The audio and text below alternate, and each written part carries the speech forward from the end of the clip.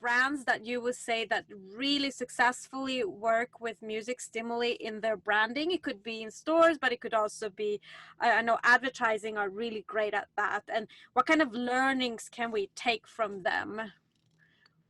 I think one company that comes to mind is Apple. And I only need to think 2 days ago, we got a new iMac. And when we started it, I was already expected, oh, that sound when you start an iMac. That sound, it gives you a good feeling. You feel it works, you're safe, it will be easy, there will be a nice interface, and it will work nicely. And Apple has really this, they did this wonderfully, that there's not even a jingle or music, it's just the sound design of the product is so good. Or if you get an iMessage, you know immediately, it gives you a good feeling, oh, something's happening. So, and then with Siri, hey Siri, what is blah, blah, blah. And it gives you this soothing, voice of competence. And you just feel good when you're surrounded with those Apple products. So they're doing really a very good job. Other companies that I can think of is obviously McDonald's. That's really, I mean, they did this for 10, 12 years or so, which is in some ways good because it's so iconic. I think they could do even more to also like enhance the experience at the point of sale.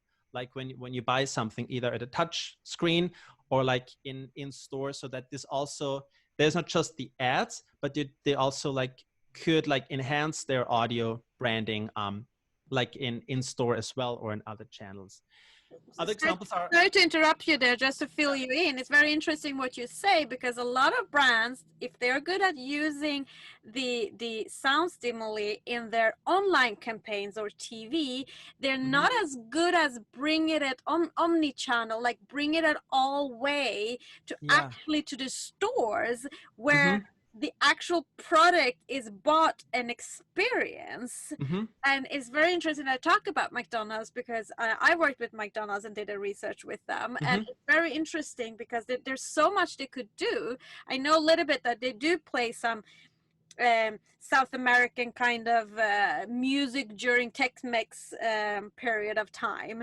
And I will always say that it's very interesting that they could do more of that, because they do have sometimes, these toys from a Disney movie, so why don't they play more of those soundtrack of that in the store, so it makes people a little bit remember it and wanting it, because you play with the memory, and when the memory is like and then you see it and you go, I want it. So it's very interesting that you're saying that could be a learning, that what you have, bring it in also into the showrooms. And that is really consistent. So whenever you're at this fast food restaurant or at this AT&T store, they do also an excellent job in branding, also like the indoor experience in store, that you like make your customer feel like good at each time they're in contact with your product. MasterCard is also a great example of, they have really very holistic audio identity. So each time you pay with MasterCard, you hear that sound. So they're really taking this very seriously. And one learning maybe from this that I find very essential, that there's the possibility that you create your own sound and create your own sonic DNA, like the 3 notes or that Intel sound, dun, dun, dun, dun, dun, and basically derive everything else from this DNA, because this is your brand and this is your sonic brand. You shape your culture.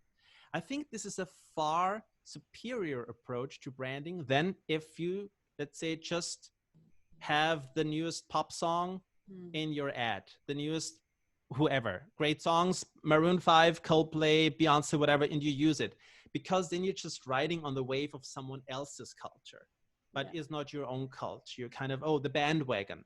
Create your own sound, sonic identity, maybe just with voice through, voice interfaces are a big deal, but how can you use it? How do you shape your culture, and what is your culture? Some questions to ask.